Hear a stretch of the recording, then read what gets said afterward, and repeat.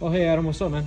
Oh, what's up, bro? Not much, man. Hey, tell me a little bit about this stuff you got over here in the desk. Oh, that's actually how you start our finance process. Okay. What you do is you take a picture of that barcode, send over a link.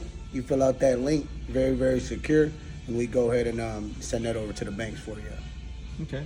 What are you shopping for? I mean, what kind of deals you got for the vehicles? Man, I got as low as 0%, up to about $13,000 in rebates. Oh my God. Yeah. That's awesome. Hey, what kind of expectations do you think your customers have when they sit in the seat right here with you? Oh man, well you meet me. What I do is I introduce myself. We go ahead and sit you down. Hopefully you made an appointment so we can know you're coming. That way we're best prepared to help you out. I'm gonna sit you with a sales professional. He's gonna go through all your needs and your features that you want on any particular vehicle.